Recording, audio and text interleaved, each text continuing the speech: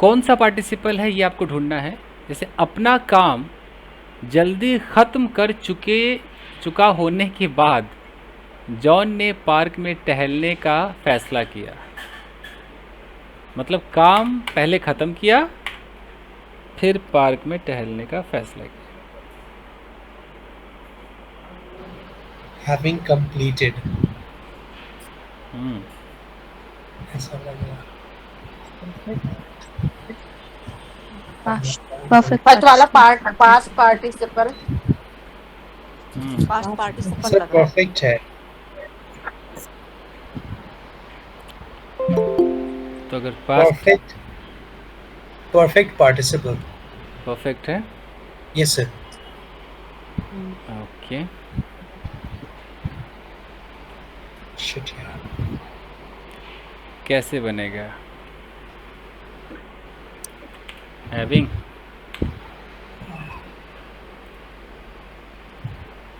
अगर ये परफेक्ट है तो हैविंग लगाना पड़ेगा ना। जी sir. Having Having completed completed his work earlier. having completed To go to park. his work या task early, John decided to जल्दी, early.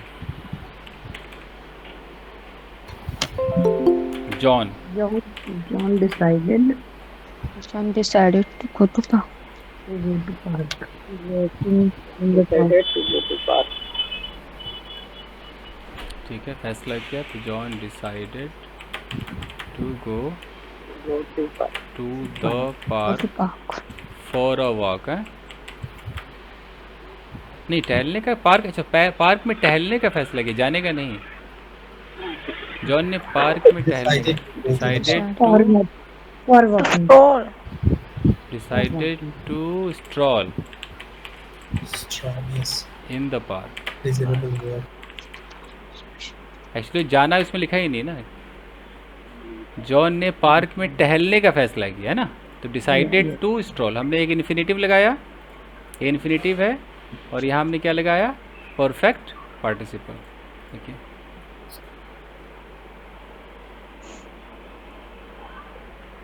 बन तो रहा है आपने जो सीखा है। सर एक सवाल था सर, जो सेंटेंस अभी हमने बनाया इंग्लिश में सर, उसके सेंस में तो पास्ट दिख रहा है, पास्ट, और फिर इसका जवाब कहीं भी नहीं लिखा है, और परफेक्ट पार्टिसिपल यूज़ होता भी नहीं, तो इसको परफेक्ट पार्टिसिपल कहा गया है। और काम, हाँ सर, चूंकि हम परफेक्ट पार्टिसिपल कह रहे हैं, पर हमारे सेंस माइंड में कहीं ना कहीं एक सेंस बना हुआ है कि perfect participle related to has been और हैव बीन। आप समझ पा रहे हैं ना सर? तो वो वाला जो मेंटालिटी है उसके साथ इस टाइप के सेंटेंस स्ट्रक्चर को देखने पे थोड़ा कंफ्यूजन हो रहा है। एक दूसरी पॉइंट ये है कि ये तो इंग्लिश में जो सेंटेंस बना है उसके अनुसार ये होना चाहिए पास्ट सिंपल में ये सेंटेंस बन रहा सर। अगर 2 मिनट के लिए हम मैं भी कंफ्यूज हूँ। अगर 2 मिनट के लिए हम भूल जाए कि हम पार्टिसिपल सीख रहे हैं, अगर इन जनरल सोच कर देखें तो उससे ये समझ में आ रहा है कि ये सेंटेंस पास्ट सिंपल में बन रहा है सर। अपना काम जल्दी खत्म कर ठीक है, होने के बाद। आइए मैं कुछ बोलूँगा, आइए। जी सर, बोलना ही पड़ेगा। देखिए, अगर ऐसा हो कि खाना पकाने के बाद मोनिका चुका नहीं हो, बाजार गई। ये चुका तो मैं यहाँ भी हटा देता हूँ, ये तो बस कहने वाली बात है। खाना पकाने के बाद मोनिका बाजार गई, यहाँ से मैं चुका हटा ही देता हूँ ना। रुकिए ना जी, करने के बाद अपना काम जल्दी ख़त्म करने के बाद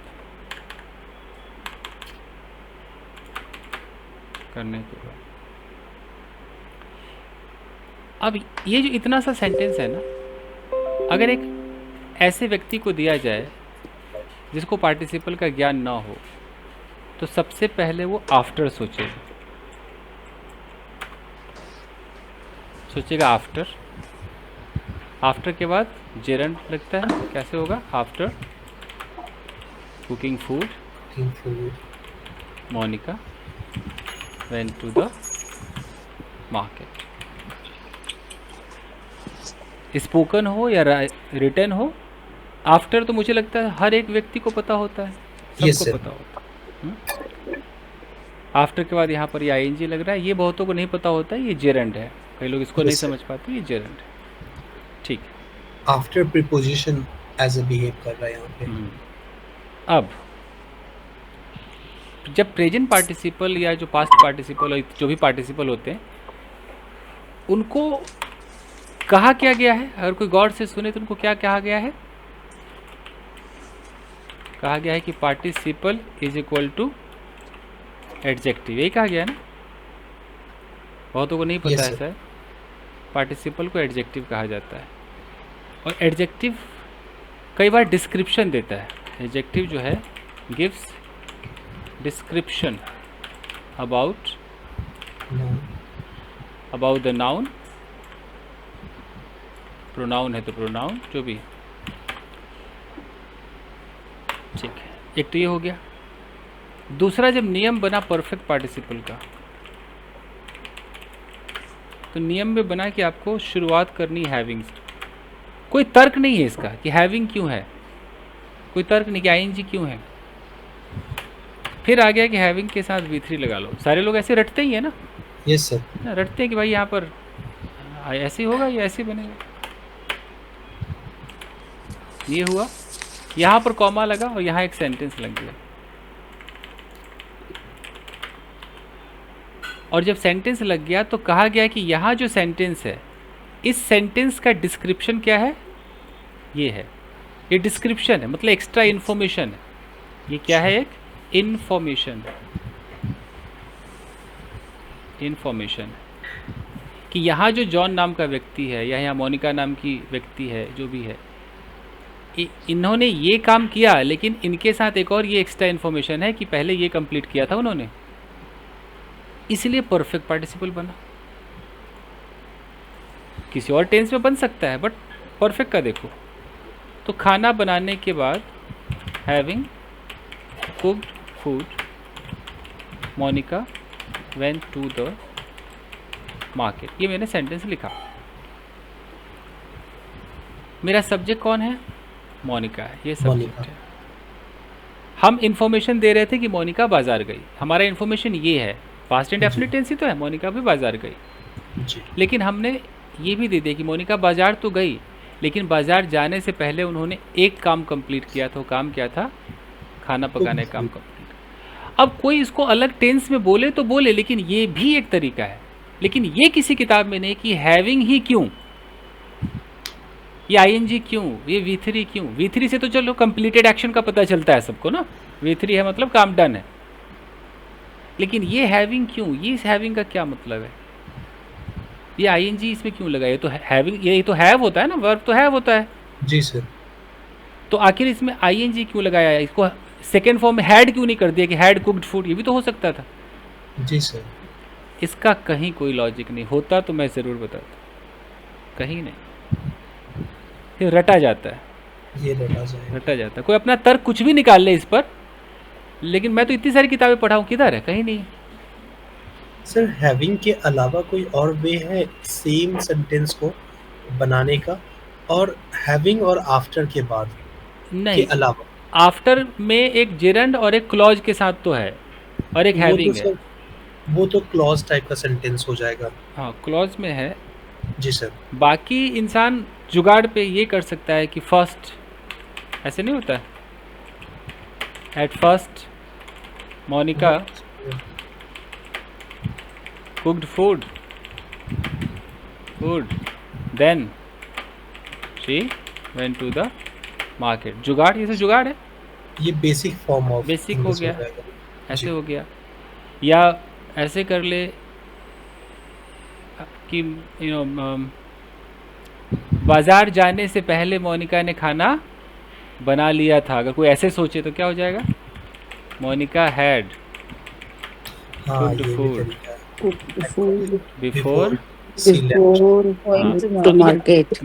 बिफोर में भी दो आइटम है, या तो इसको प्रेपोजिशन बना लो या क्लॉज बना लो, मतलब एक जी, कंजंक्शन। तो मैं प्रेपोजिशन बना रहा हूँ, before going to the going to market, क्या दिक्कत है? अगर मैं क्लॉज बनाऊंगा तो क्लॉज में ऐसे मुझे कहना पड़ेगा, before she went to the going to the market. Market.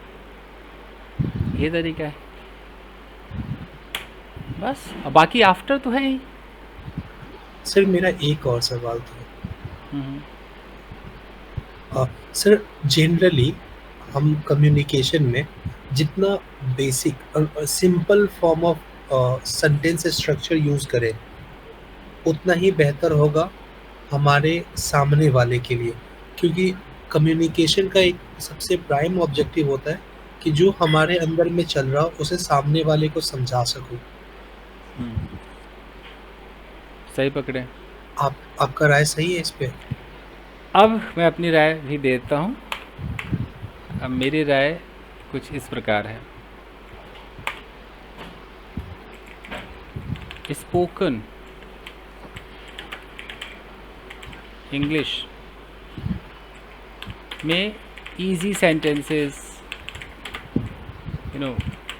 Daily life easy vocab का ज़्यादा यूज़ होता है, लेकिन रिटन में सारी कहानी बदल जाती है। जी सर। रिटन इंग्लिश में अगर एक मैं बिजनेस मैगजीन दे दूँ ना आपको आपके हाथ में, आप उसको नहीं समझोगे। कहाँ कहाँ आपकी वाट लगेगी मैं आपको बताता हूँ। जैसे मैं आपको दे दूँ एक रेंट एग्रीमेंट, आपकी हालत खराब वहीं पर। हाँ सर, ठीक है, फॉर्मल इंग्लिश आ जाता है जी। वहाँ पे। जैसे कोर्ट का नोटिस आएगा, Yes, sir. सब खत्म। Formal कोई भी English- डीड जितने भी होते हैं ना, MOU, yes sir, memorandum of understanding. जी। तो वहाँ पे बंदा पागल हो जाता है कि यार क्या लिख रहे हो, क्यों ऐसा कर रहे हैं, ये हमें समझाने के लिए कर रहे हैं कि टॉर्चर करने के लिए अंग्रेजी लिख रहे हैं। हाँ हाँ तो यहाँ वो फार्मूला, वो भी तो कम्युनिकेशन ही है ना, वो तो लिख करके कम्युनिकेशन है। जी सर। लेकिन वहाँ तो बंदा नहीं सोच रहा, वहाँ तो अपना पूरा हाईफाई दिखा दे, देख हम कोर्ट है बेटा, हम अलग इंग्लिश लिखेंगे। और इस चक्कर में जब यूपीएससी वालों का टेस्ट होता है, यूपीएससी जी सर, और जब एसएससी वालों का, तो ढंग से अंग्रेजी का टेस्ट लिया जाता है। हालत खराब हो जाती है। हाँ, कि भाई आप उस लेवल पे जाकर के आपकी अंग्रेजी वैसी नहीं होगी तो आप कल को चिट्ठी कैसे भेजोगे दूसरों को, लेटर कैसे भेजो। तो यहाँ पे मैंने देखा है। उसके बाद कल हम लोग बात कर रहे थे ना एडिटोरियल की। जी सर। एडिटोरियल वाले ने तो कसम खा रखी है कि मुझे छोटा बोलना ही नहीं, हल्का नहीं बोलना है, भारी भारी बोलना है ये। उसके बाद अब मैं अगर टेक्स्ट बुक्स पर आ जाऊँ, टेक्स्ट बुक्स, तो इसमें भी वाट लग जाएगी। आप अगर देखोगे ना तो कई मुश्किल वर्ड्स हैं। मॉडरेट से हाई लेवल का में फ्लक्चुएट करता है सर इसका कंटेंट। आईसीएससी, आईसीएस क्या होता है, एससी, आईसीएससी ये भी। यहाँ तक कि मैंने तो देखा है एनसीईआरटी भी हालत ख़राब कर देता है कई बार। हाँ, एनसीईआरटी की बुक्स में अगर 12th लेवल या 11th लेवल पे भी जाओ ना, वाट लगा देगा। ये तो कुछ नहीं, यूपी बोर्ड का जो अंग्रेजी आया 10वीं क्लास का, पता नहीं 10वीं में था, फुट प्रिंट्स विदाउट फीट, कुछ ऐसा एक था चैप्टर कहीं तो, सर हाँ, ये एनसीईआरटी में भी है ना, फुट प्रिंट विदाउट फीट। या और जितने भी सप्लीमेंट्री बुक्स, मतलब ऐसी ऐसी इंग्लिश लिखते हैं कि क्या ही लिखते हैं। तो रिटन इंग्लिश तो आपको एकदम कहेगा कि यार मैं क्या अंग्रेजी क्या सीखा हूँ जो समझ में नहीं आ रहा है। तो this is considered to be tough. उसीलिए हम सब कुछ सीखते हैं, ये जो पार्टिसिपल और ये जो दुनिया भर का आइटम सीख रहे हैं ना, यही कारण। जी सर। सीखना तो पड़ेगा। नहीं सर, मैं स्पीकिंग सेक्शन में बोल रहा था, रिटन सेक्शन में नहीं।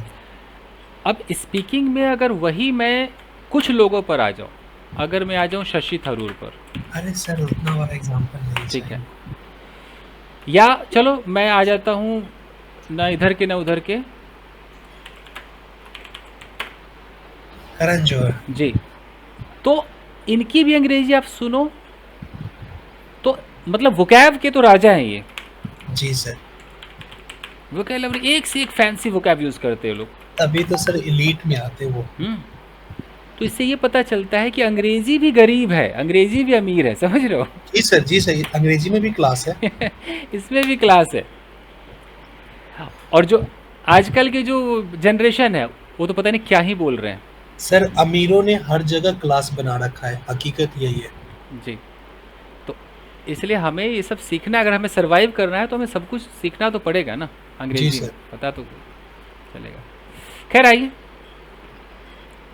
ये बताइए, खिलते हुए फूलों से घिरा हुआ उसने आराम और शांति महसूस की। खिलते हुए फूलों से घिरा हुआ, घिरा हुआ मतलब सराउंडेड, नहीं? जी sir, having surrounded, Surrounded. Bloom.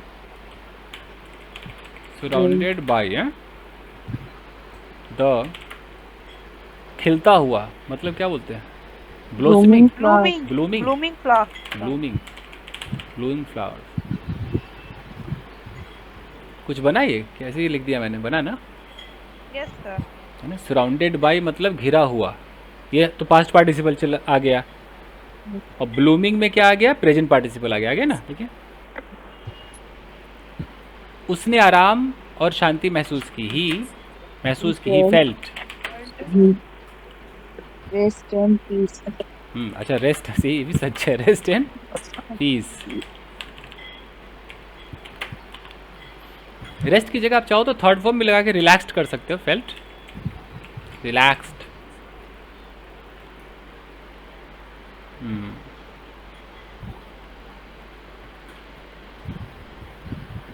इसे बना कर देखिए आप लोग, अब आप लोग बनाइए, मैं नहीं बनाऊंगा। सुखद मौसम से लास्ट वीक वर्क, साहिब पिछले हफ्ते का काम, बेंच पर बैठा और एक किताब बोझ से थका हुआ, tired of weight, having encouraged by pleasant उसने उस weather, शांत पल का आनंद लिया। ही he took sat on the enjoy bench and read a book. Started reading a book कह सकते हैं. Having encouraged by peaceful environment, he sat Having on the bench and read the book. Having Read encouraged the book. by Started read the a book. bench and started reading book. Reading book. सुखद मतलब क्या? Pleasant, Pleasant, pleasant सुखद मौसम से प्रोत्साहित होकर। weather. Encourage Having the encouraged by peace. pleasant Having weather, encouraged he by sat a on the bench and started reading pleasant book. weather. Encourage से शुरू कर सकते हैं, एनकरेज्ड बाय, तो एनकरेज था, एनकरेज्ड बाय व्हाट? सुखद, encouraged Pleasant by the environment. Pleasant, मौसम मतलब वेदर। Weather. वो एक बेंच पर बैठा, he sat Sat on the on a bench, bench. और एंड एक किताब and पढ़ने लगा है, started reading book. Started, Started reading. वाह गजब। अब यहाँ तक आइए, इसको कीजिए। कहीं मैं खो गया, वेयर आई लॉस्ट इट, और उस वक्त के गुजरने के एहसास तक नहीं हुआ, और उस वक्त के गुजरने का, and I didn't realize how the past time, जब तक सूरज To sit by the burden of work. लेकिन पिछले हफ्ते के काम के बोझ से थका हुआ, tired by work, बोझ मतलब बर्डन है, Exhausted ज़्यादा. Yes, tired by burden of work. Tired by Last the week work. Burden tired Of- by the burden of Last the week work. Last weeks work या task, उसने He उस शांत enjoyed पल का आनंद लिया। he enjoyed a peace that enjoyed peaceful enjoyed that moment. Peaceful moment. peaceful moment।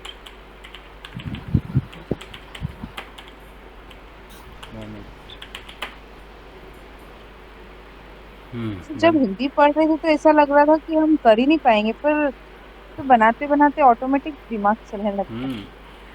ये आदत होगी। पहले तो यूपी बोर्ड में ना ऐसे चंक आते थे ट्रांसलेशन करने के पेपर में, तो ये भी एक कला है। और देखिए ये बताइए, कहानी में खो गया है, खो गया, लॉस्ट इन स्टोरी और उसी वक्त खोया हुआ होना चाहिए। कहानी में खोया हुआ, Lost खोया हुआ। और उसे वक्त कहानी। के गुजरने का एहसास तक नहीं हुआ जब तक सूरज लगभग डूबा नहीं।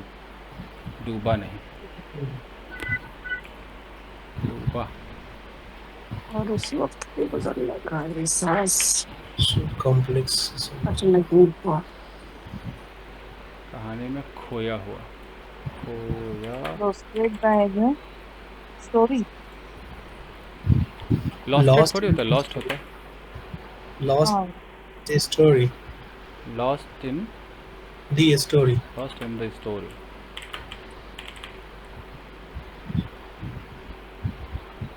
he didn't realize उस वक्त के गुजरने का एहसास तक नहीं हुआ।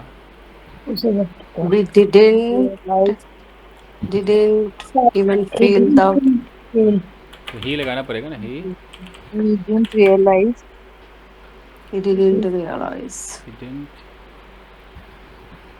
passing the time, feel passing the moment. pass the time। उसे वक्त के गुजरने का एहसास तक नहीं हुआ, तो ही डिडंट एहसास तक, ही डिडंट इवन है even रियलाइज। realize वक्त के गुजरने को क्या बोलते हैं? Realize pass the time। pass pass the time कैसे लिखे, कुछ ऐसे कैसे सूट pass करेगा? of the time। pass of the time। फिर आईएनजी लगाना पड़ेगा, passing. pass of the time। Passing. passing तो होगा सर, पास डायरेक्ट फॉर्म में होगा। He didn't even realize the passing of time है। जी सर। passing। और कोई तरीका है? The passing of that moment. Passing हाँ। वक्त के गुजरने मोमेंट सही है सर। उस वक्त के का गुजरने एहसास का। तक नहीं हुआ। या एक और तरीका नहीं हो सकता, he didn't even realize how the time passed? हाँ सर। हो सकता है ना? हाँ Realized how the time passed, गुजर गया, जी एहसास सर। नहीं हुआ जब तक सूरज लगभग डूब नहीं गया। अंटिल भी आ गया ना इसमें। जी sir. First until the sunset sun लगभग डूब नहीं गया। Probably Almost approximately set. The sun almost set है, almost the sun almost set. हिला देता है सेंटेंस। सर ये इतना सीखने के लिए प्रैक्टिस करना होगा, हाँ, यही तो सीखना है सर। पैराग्राफ तो बहुत सारे हैं।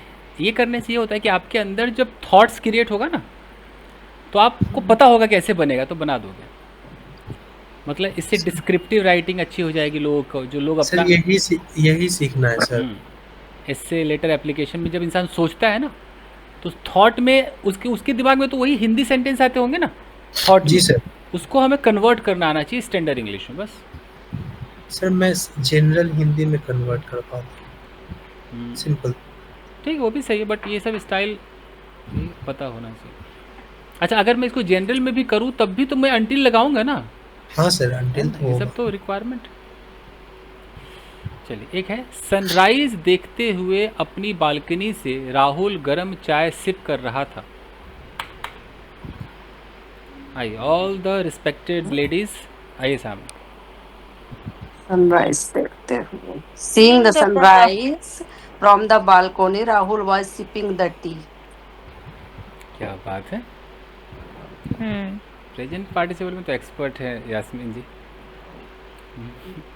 सनराइज देखते हुए हैं, seeing seeing the sunrise from from the his, अपनी balcony, balcony, from his balcony, balcony, Rahul Rahul was sipping sipping और गरम चाय, द टी। Hot T. सही बना गाइस? कुछ और है तो बताइए, है ना?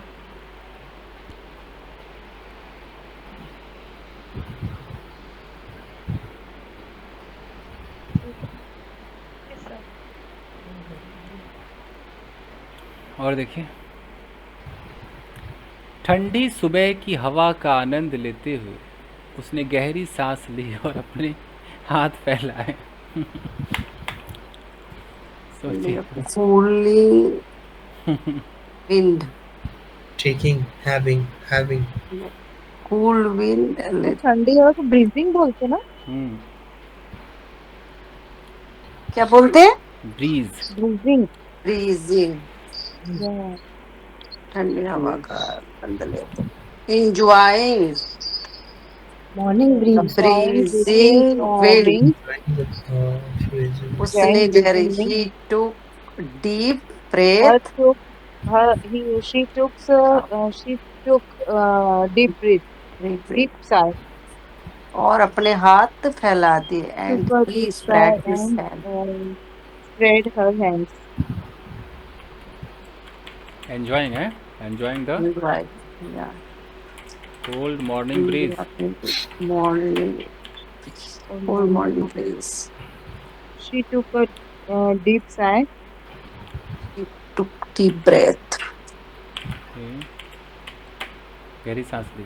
He took a deep deep breath, breath and and spread her hands. spread. Spread फैला दिया। स्प्रेड, हाथ फैला। बोले हाथ फैलाए क्यों थे उसने? ऐसा तो नहीं दुआ मांगी सर। स्प्रेड, ऐसा तो नहीं कि अंग्राई उंग्राई ले अच्छा, रहा हो। क्या तेरा शुक्र है कि तूने इतनी ठंडी हवा दी। ये बात है।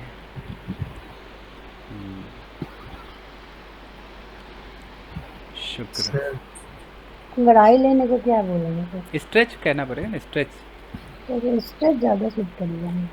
वही जानना है कि उसने हाथ क्या सोच के फैलाया था। अगर उसने अंगड़ाई ली होगी सर कोल्ड विंड को फील करने के लिए। तो ही स्ट्रेच। अच्छा, ये भी हो सकता है, बाहें फैलाकर आ जा, हा ऐसा कुछ। ठंड में कौन करता है सर? सर अच्छा लगता है मॉर्निंग में आप टेरेस पे जाओ और फिर अपने हैंड्स स्प्रेड करो, बहुत अच्छा फील आता है। ठीक है, दोनों लिख दिया, स्ट्रेस्ड भी लिख दिया।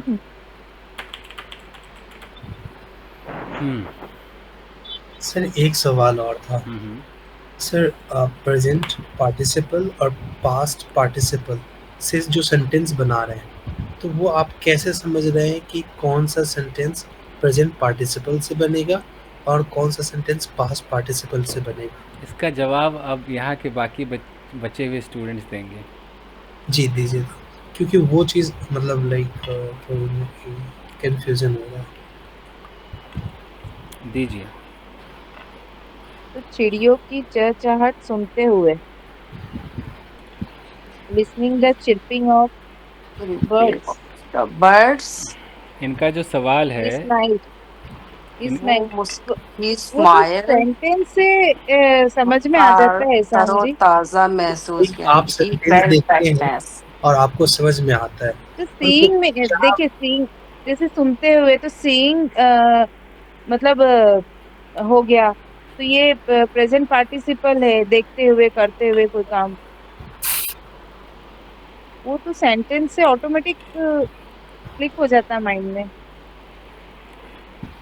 ठीक है, उन्होंने सही बोला है, मैं थोड़ा सा जस्टिफाई कर दूं इसको। अगर हमें कोई कंप्लीटेड एक्शन का पता चलता है, टूटा हुआ, फूटा हुआ, यू नो, जी सर। बेचैन हुआ पड़ा, थका हुआ, तो हमें लगता है V3 लगाना चाहिए। और हमें लगता है कि उस वक्त कोई चीज़ कंटिन्यूटी में था, ऐसा कि सुनते ही, या और प्रेजेंट पार्टिसिपल में हमने ये भी सीखा है ना कि एक ही वक्त में 2 घटनाएं घटी, जी सर। तुरंत टाइम गैप Yeah. नहीं है, तो प्रेजेंट पार्टिसिपल समझ लेंगे, ये भी है। जी ये सब लॉजिक को ध्यान में रखकर डिसाइड कर लेते हैं। हाँ, वही लॉजिक जानना था। तो चिड़ियों की चहचहाट सुनते ही, अब सुना और कुछ कर बैठा, तो ये प्रेजेंट पार्टिसिपल हुआ ना, हाँ सर, Yes. लगाइए। ये कंटिन्यूटी है सर इसमें। सुनते हैं, hearing. Creeping birds. Chirping of birds. Birds. Hearing the Chirping. Chirping की चर्पिंग, Creeping bird. Chirping है शायद। अभी ढूंढिए। प्रोनाउंसिएशन, ये स्पेलिंग तो सही है, प्रोनाउंसिएशन पता नहीं क्या है। प्रोनाउंसिएशन चर्पिंग होना चाहिए, चिरपिंग ये नहीं। सर CHIRPING तो है, तो चिरपिंग नहीं होगा? मैं वही कह रहा हूँ, ढूंढिए कहीं चर्पिंग तो नहीं है। नहीं, नहीं, चिरपिंग है सर, chirping कंफर्म है। है। अरे अभी गूगल पे जाके एक बार स्पीकर पे सुन लीजिए ना, दूध का दूध पानी का पानी हो जाएगा। खाम का बच्चे भी कंफ्यूज हो। चर्पिंग सही। है कि चिरपिंग? ये ChatGPT तो यही बता रहा है, चिरपिंग। वो बोल के भी बताता है क्या? अच्छा हाँ जी, बोलता भी है। चर्पिंग है सर। बोल के भी बताता है सर। हाँ, सर चर्पिंग चार- है। अब दूध का दूध हो गया सर पानी नहीं हुआ। है ना। तो इसीलिए अब अगर आप वर्षों से इसको चिरपिंग बोलते आए हैं, तो जो सुन रहा होगा वो पता नहीं कैसे रिएक्ट करता होगा या समझता नहीं होगा। सर वो हमें बोलता तो है पढ़ाया भी चिरपिंग। चिरपिंग ही गया, पता है। सर वो भी सोचता है कि ये मेरे बरादरी का ही है, तो क्यों हंसी सर। और जो पढ़ाया, तो वो किसने पढ़ाया? फिर उन्होंने भी चिरपिंग ही सुना बचपन से। यस सर, मैं मतलब स्कूल टाइम से मुझे चिरपिंग ही माइंड में है, और चिरपिंग ही सुना मैंने, और चिरपिंग ही बोला। गजब है। सर हम लोग तो चरचर भी बोल देते थे। यही है कि जैसे एक किसी जगह पे कोई वैसलीन को भैसलीन कहता है, वो बचपन से टीचर भी भैसलीने कह रहा है, स्टूडेंट भी भैसलीन कह रहा है, और भैसलीन ही फेमस हो गया, जो कि सर, भैसलीन थोड़ी होता है। सर कभी कभी तो वैसे सेवा दे देना, वो भी बोला जाता है। सर महाराष्ट्र में ना रॉकेल को घासलेट कहते हैं, अच्छा, लेकिन एक्चुअली में वो है गैस लाइट, तो गैस उसको लाइट। बिगाड़ दिया घासलेट। तो घासलेट। आज भी कई लोग जो मराठी लोग हैं वो घासलेट ही कहते हैं घासलेट रॉकेल। बोलते होते हैं। इसको अभी और ढूंढिए कि चर्पिंग है कि चिरपिंग है, आज दूध का दूध हो जाए। चर्पिंग है सर। जिन्होंने चिरपिंग कहा है उनको ढूंढना है, वो ढूंढिए। अच्छा मैंने भी कहा है। मैं भी 1 मिनट ढूंढती हूँ दोबारा से गूगल पे। और सिंगापुर में बैठ के अगर ये चिरपिंग कहेंगी तब तो भाई सर इंग्लिश की तो वैसे ही ऐसी तैसी हुई पड़ी, तो क्या ही फर्क पड़ता है। अच्छा यास्मीन जी सिंगापुर में है। सिंगापुर में है। हमारा रिश्ता भी ऐसे अच्छा होने जा रहा है सिंगापुर के साथ। Thank you. अरे सिंगापुर के साथ होने जा रहा है। अरे तो वहाँ की हाँ, निवासी सर। है ना, ये निवासी। हाँ जी। चर्पिंग ही तो कह रहा है। चिरपिंग ही है। तो अब बताइए चर्प कि सर। अब उन सारे तमाम टीचरों को आप मन से जितना कोसना है कोसे, जिसने चिरपिंग आपको सिखाया।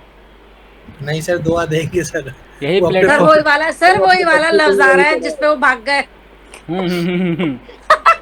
मैं तो सर दुआ दूंगा कि अपने बच्चे को भी वही सिखाए हैं, अब बताइए, ताकि उनके बच्चे भी यही स्ट्रगल करे लाइफ में। मैं यही साबित करना चाह रहा हूँ कि स्कूल कॉलेज में जो बंदा जहाँ का रहने वाला है ना, वो टीचर बन तो गया है, लेकिन उसने अपने आप को वैसे ही ढाला, वही शब्द निकाल रहा है, बच्चों को तो खराब जी सिखा सर। दिया। तो इसलिए ये चर्पिंग है, चिरपिंग नहीं है। और अगर आपको चर्पिंग सीखने में 45 साल लग गए, मान लीजिए आपकी उम्र 45 प्लस है, यस सर। तो समझिए कि आपने कितनी बार इसको यूज़ किया होगा, क्या क्या आपने गलत बोला होगा। यूज ही नहीं किया सर कभी। बेफिक्र रहिए आप। माइंड में, सिर्फ माइंड में है। चर्पिंग। सर जब 45 साल बोलते हैं तो यहाँ पे पहले- बुजुर्गों की बात हो रही है। हाँ जी। हिंदी मीडियम में हिंदी पे ज्यादा ध्यान दिया जाता था, और अभी भी हिंदी के प्रोनाउंसिएशन पे कोई ध्यान नहीं देता है। जी। सर इंग्लिश पे सब हिंदी भी देते तो हैं। हमारा बेकार है। देखिए सर, सबका टोन अलग अलग होता है बोलने का, हिंदी भी।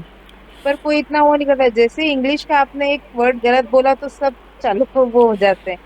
क्यों? एक वो अब जैसे अब होता है पैसेंजर, अब हिंदी में बता रहा हूँ कि अंग्रेजी का हिंदी कैसे ये लोग करते हैं। पैसेंजर को कई जगह पर पैसेंजर कहते हैं। ए पैसेंजर बैठा ना, हाँ अरे पैसेंजर न था भाई।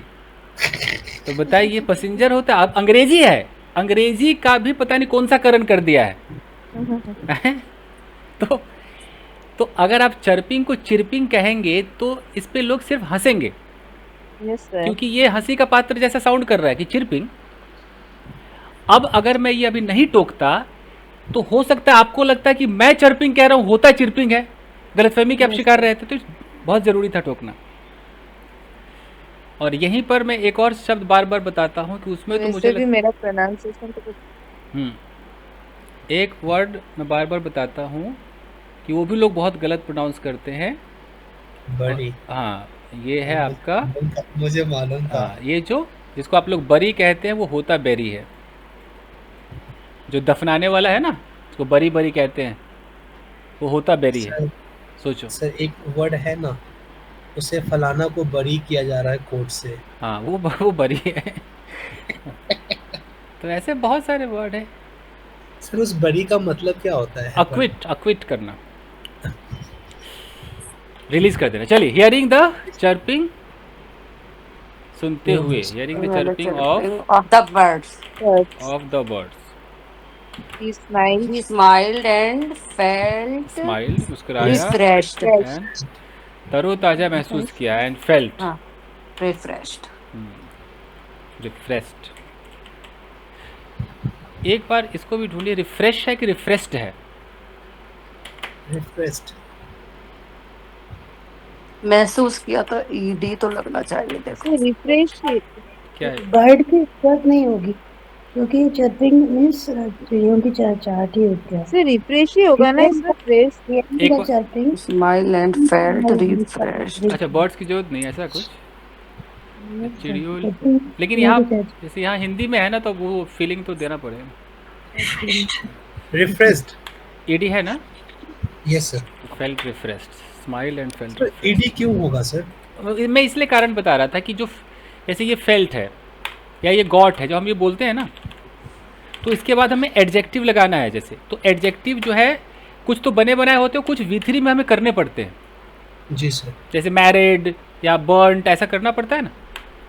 तो वही मैं देख रहा था कि क्या रिफ्रेश अपने आप में एडजेक्टिव है कि इसका V3 करना पड़ेगा? नहीं, V3 करना पड़ता है एडजेक्टिव के लिए। हाँ, तो ये करना पड़े। जैसे कुछ ऐसे होते हैं ना, जैसे हैप्पी है, अब कोई हैप्पी का हैप्पी तो नहीं करेगा ना, ये तो पहले से बना बनाया है। हाँ। तो कुछ बने बनाए हैं, कुछ ऐसे है कि उसको बनाना पड़ता है, V3 करना पड़ता है। तो इसलिए है। अब जैसे फ्रेश है, अब फ्रेश को अब कुछ नहीं बनाना, फ्रेश बना बनाया है। जैसे आप बोलोगे ही गॉट फ्रेश, ये करेक्ट है, ऐसा थोड़ी बोलोगे ही गॉट फ्रेश्ड, ऐसा बोलोगे? नहीं बोल पाओगे। Sir felt already third form है वर्ब का, और उसके साथ एडजेक्टिव आ रहा। देखिए, ये मुझे लगता है लेक्चर मैंने कई बार दिया है, समझा दूँ थोड़ा सा कि कोई फ़र्क नहीं पड़ता है कि यहाँ पर गेट है कि गॉट है कि गेटिंग है कि फील है कि फेल्ट है। ये तो टेंस है। इसके बाद जो एडजेक्टिव है वो तो एडजेक्टिव रहेगा ना, उसको क्या लेना देना है कि तुम फील हो कि तुम फेल्ट हो। अगर एक एडजेक्टिव मैरिड है तो तुम गेट बोलोगे तब भी वो मैरिड रहेगा, गॉट बोलोगे तब भी मैरिड रहेगा। तो मानते हो ना इस बात को? अगर मैं बोलूँ कि मैं रिफ्रेश महसूस करता हूँ तो मैं फील बोलूँगा, आई फील, लेकिन मेरा एडजेक्टिव तो वही रहेगा ना, आई फील रिफ्रेश। मैंने रिफ्रेश महसूस किया तो आई फेल्ट, लेकिन एडजेक्टिव तो मेरा वही रहेगा ना। देखो ना, लोगों को लगता है हाँ जी, लोग नहीं, ये फील मैंने महसूस किया, कैसा महसूस किया, ऐसा। तो ये पास्ट टेंस दिखाने के लिए तो मैंने फील का फेल्ट किया, लेकिन एडजेक्टिव तो हर टेंस में वही रहेगा ना, ये कैसे बदलेगा?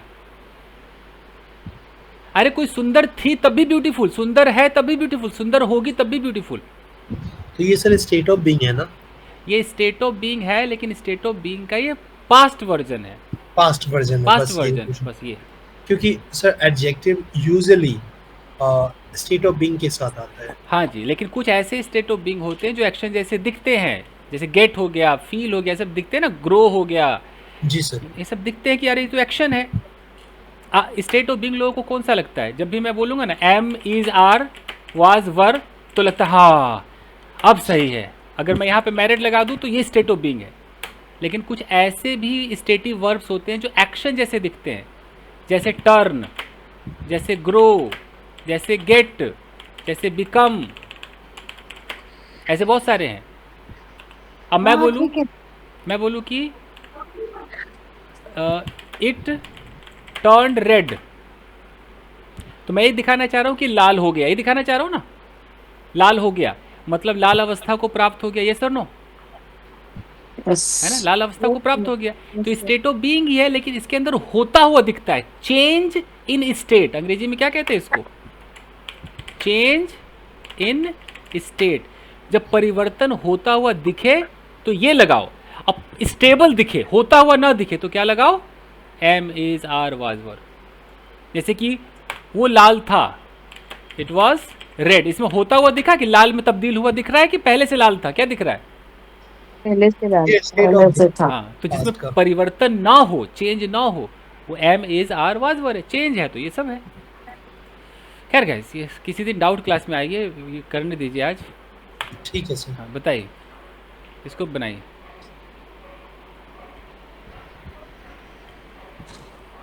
आने वाले दिन के बारे में सोचते हुए, दिन के बारे में सोचते डेज,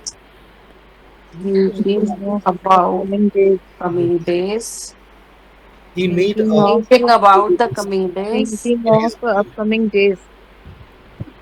सोचते हुए उसने अपने मन में Thinking एक about the upcoming days. उसने लिस्ट बनाई। एक दो लिस्ट है, टू डू क्या है ये? एक दो है, आने उसने वाले अपने दिन मन about में upcoming days. he made He made a to-do Made list. a to-do Yes. list. to-do list, he made Inwardly. To-do list to-do list बनाई Inwardly. अपने मन in में, his mind. In his mind. Inwardly कह सकते हैं कि अंदर अंदर बना ली, but in his Yes, sir. Mind तो मन में ही बनाई ना सर? कह सकते हैं, बट यहाँ ऐसे भी कह सकते हैं। अच्छा। मैं बोलूँ कि अंदर अंदर उसने गाली दी मन ही मन में, तो ही abused me inwardly. Thinking about you, he abused me in his mind. Thinking about me, he abused me in his mind. उसी को इनवर्डली कहते हैं कि अंदर ही अंदर। अरे थोड़ा सा और है गाइस, लास्ट महसूस करते हुए उसने एक करते हुए सोच के साथ अपने काम शुरू करने का फैसला किया। प्रोत्साहित महसूस करते हुए, क्या होता है प्रोत्साहित? encourage, encouraging। और encourage, यहाँ पे encouraging thinking, फिट नहीं, realizing of encouraging। दो हो सकता है, या तो पहले से इनकरेज था तो पास्ट पार्टिसिपल, और अगर वो होता हुआ दिखाना है तो यू नो करते हुए है सर। हाँ, तो फीलिंग एनकरेज, बीइंग एनकरेज, हाँ, ऐसा भी हाँ, लगा सकते हैं, ऐसा भी कर सकते हैं।